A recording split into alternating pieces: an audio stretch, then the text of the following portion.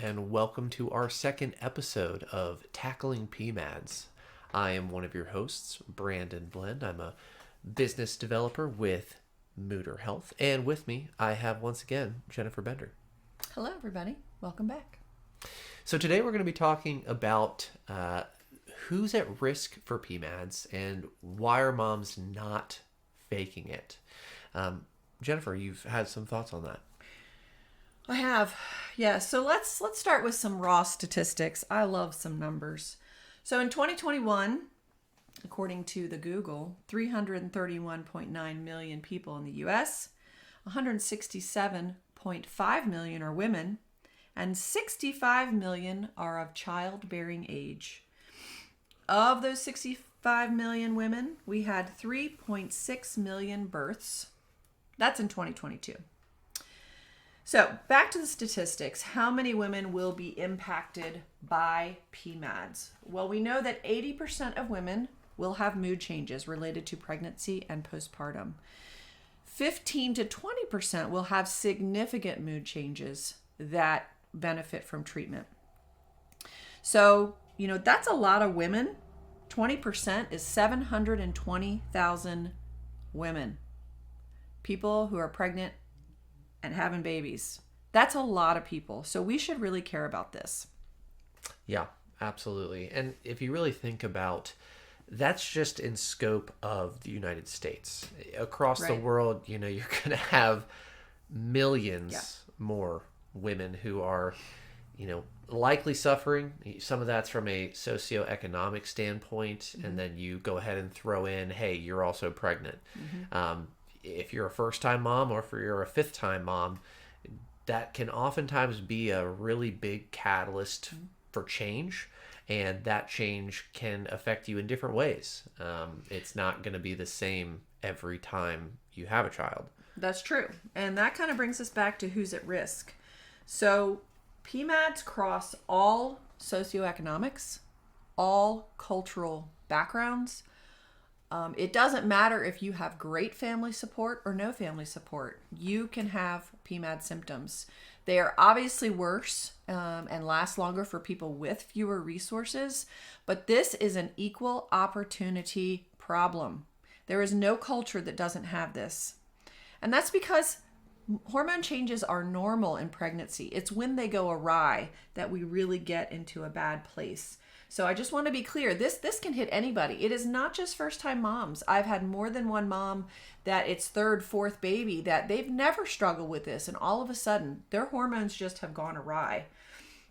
There are other significant risk factors. Some of those are PPMD or severe PMS. If you're someone who, your period wrecks you for a few days, you're at increased risk. If you have a history of anxiety, depression prior to pregnancy, if you have bipolar or other mood disorders, if you have a family history of bipolar or other mood disorders, especially if your mother, grandmother, first degree relative, aunt had issues like this. I often talk about this because people will say to me, do you think this is really like more prevalent, or are the numbers higher now? I really don't think so. I think we weren't asking. And everybody knows somebody who had an aunt, a grandma, a friend that just was never the same after they had their baby.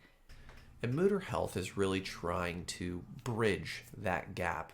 Now that we're asking the questions, we need to be able to also document the questions in a way that makes sense with EMR technology that is not 20, 30 years old.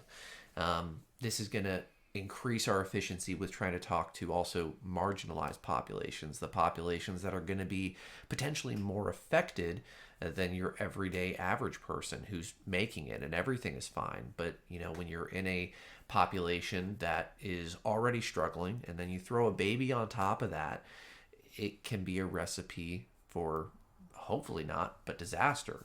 We don't want mothers to be at risk, even if it's their first child or, again, their fifth child. So, that's the focus of why we're trying to talk to different individuals, collaborate, and really bring this to the forefront of people's minds because, women drive healthcare. That is true. Women do drive healthcare. And really back to the risks, one of the reasons that we're using the modality we are in Moodr Health is since 80% are at risk, everyone should get outreach, proactive outreach. I, again, often say, why do we wait for the person who just had a baby, who is physically recovering, who is sleep deprived, who has so many new roles happening, whether, again, first or fifth baby. Every time you add a baby to your family, it changes the dynamics. We're expecting that person to figure out that they have a problem, who to call, and what to do. And it doesn't make sense to me. So we use the proactive outreach because we know that in breastfeeding support, calling, we used to call back in the day when people answered the phone. I did this 20 years ago, and it was very effective for helping moms that wanted to breastfeed continue to breastfeed because they had a good, solid resource. We're using that same concept in mood disorders, mood changes. So when we outreach our moms, we don't wait for them to have a problem. I can't tell you how many women that I ask at their 1 month outreach, how has your mood been? That come back and say, not so good. Like that's a not okay. Right. And it's an interesting thought of saying to a woman, oh, I think that you might be faking that you're feeling off or down. And obviously there are going to be people who are a little bit more adverse to this, those who tend to try to seek for attention. But even if they are, we still want to try to address, hey, is this going to be a real risk to you? And is it also going to be a risk to your child? Because on the far end of that scale, from just saying, oh, I'm sad, I'm depressed, I'm upset, it can get to a level of psychosis, which, if you're more at risk for that, we want to try to get to you before you've dug a hole 10 feet deep. We want to see that the dirt's flying in the air. It's obvious that things are kind of going off the rails, and we want to try to inject ourselves and make those individuals that are able to help tackle those issues and sort through them, your psychiatrists and your counselors and whatever medical professionals might, be needed if medication is an option. We want to be able to document that and then share that information with the individuals that need it. Yeah. So, with these mood changes and who's at risk, that does not mean if you click all those boxes, yes, I've had anxiety, yes, my grandma was terrible after she had her babies, this is going to happen to me. That is not a guarantee. We do know that adequate amounts of sleep and eating is a huge factor in how you do in the long haul. So, 2 weeks, the first 2 weeks are rough. The hormone shift is no joke. The random crying is terrible. But if we can get you adequate sleep and food, eating, which I know seems like such a basic thing, but it's a really common problem for new moms to sleep and eat. If we can get those two things a high priority for you, get you the support you need for the first 2 weeks, most moms, these mood changes resolve. And when they don't, we need to get you into the office. We need to address these. The second part of this episode is why moms are not faking this. When I talk to a mom, being via secure text, and I say things like, this is not your fault, you are not making this up, the relief that they send back to me is huge. Because I often say, when I see somebody that's really struggling, you are not making this up. Who would ever make up feeling this bad? And so I think culturally, we have this idea that people are attention seeking when they tell you how bad they're feeling, when they tell you how anxious they are, when they tell you they're having intrusive thoughts. They're not doing it for attention. Nobody wants that type of attention. If they've told you that, they really trust you and are really seeking help. So I want all the moms out there to know you're not making this up. No one would want to feel this bad. No one would want to constantly be in a state of panic. It's like when a car pulls out in front of you and you hit the brakes in time and your whole body's shaking for 10 minutes. That's how a lot of moms are feeling 24/7. And it is absolutely miserable. So for the mothers who are not a part of the P3 program, those who are not at the hospital that you're supporting, what can they do if they feel like they're having, really strong mood, anxiety, depression, potentially disorder level events? Who can they reach out to? Who can they speak to? What, in your opinion, would be the best process? So if anybody feels like they're in crisis, call the helpline. There's a mom helpline, Postpartum Support International, I've referenced before, PSI, wonderful organization. Call your obstetrician. They have your medical history. Tell them I am having significant mood changes and I need to be seen as soon as possible. Don't underreport. Don't let them tell you I can't see you for 2 months. That's not acceptable. Any OBGYN office that you call and say, I am having severe mood symptoms, should get you in immediately. If not that day, the very next day. Don't underreport. If people ask you, are you having thoughts of harming yourself or someone else? That's a scary question to admit to. If you are having intrusive thoughts, that's a concern. So let's talk about what's an intrusive thought. I'll tell you my own personal experience, and I never knew that this was an intrusive thought until I started doing this work. With my first child, I don't know how old she was, but I was at a mall. It was a 2-story mall, and there was like that you could look over the side. What's that center thing called? I don't know, but a guardrail. Guardrail. That's what it looked like.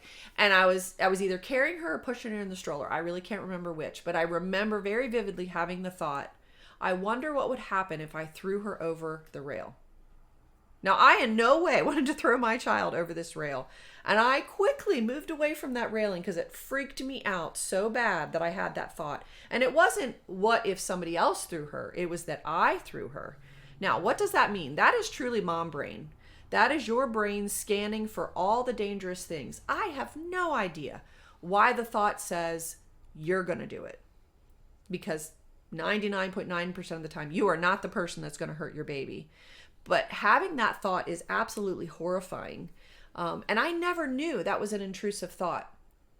So if you're having those, that is affecting your daily life. Okay, moving away from the rail, that was the smart thing to do. And I can't say I had that thought again. But if you're having daily intrusive thoughts, you need to get help. It's not your fault. You're not seeking attention. No one would make this up. It is probably lack of sleep and lack of food. And if those two things are being addressed and you're still having those thoughts, that's a big problem. Your hormones are out of balance and no one wants to feel that way. So call your OBGYN, call the helpline, and do not underreport your symptoms. And for the men on the opposite side of that, it's not a totally far removed thought that, hey, you could have the same level of intrusive thoughts. Yeah. Now, is it going to be perinatal? Technically, probably no. But, you're not going to go to an OBGYN. You're going to go and probably talk to a counselor. You're going to talk to urgent care, primary care. Mm-hmm. Yeah, exactly. Yeah. There's going to be a similar process. Yeah. But don't feel like you're out there on a shelf and only the mothers can be affected by this. You can also absolutely be affected. And if mom is having struggles with anxiety, depression, dad is more likely to be having similar struggles, because when your partner is struggling, you often struggle. So the lack of sleep alone affects everybody. So that's where you really need to communicate with the people around you. I so much often talk to the moms about who is there to support you. I think in our country, we're all about do it on your own, stand on your own 2 feet. You had this baby. You need to take care of this baby. You need a support system. You need a friend, a grandma, a coworker that can come hold that baby so you can sleep during the day, because that is when you will sleep. Exactly. And, that's kind of the majority of what we wanted to touch on this podcast. Again, the big thing was who is at risk. And no, you're not faking it. As a mom or a new, or, again, 5th child, 6th child, it can be totally different every time. There are potentially 720,000 American women that are suffering from this. And, it should not be something that we just push off and say, oh, you'll get better. It's baby blues. Mm-hmm. We want to be a real force that can kind of help to remedy or remediate those potential bad things that could happen. Absolutely. And one of the best things about maternal mental health is it's very treatable. This is one of the easiest mood disorders, mood changes to treat. So getting help, the sooner you get the help, the quicker you feel better. The longer you go, and I often say, if you get all the way down into the pit of despair, one step up doesn't feel very good. If we can stop you from getting all the way to the pit of despair, halfway down to the pit, one step up feels a lot better. So the sooner you get treatment, the better you will feel. And that is our episode today. Thank you so much for tuning in. And next episode is really going to focus on how can I tell if I have a perinatal mood, anxiety, depression disorder? What are some of the common things that you're going to see? So if you're interested in that, tune in, and we can't wait to hear from you. Thanks. Bye-bye.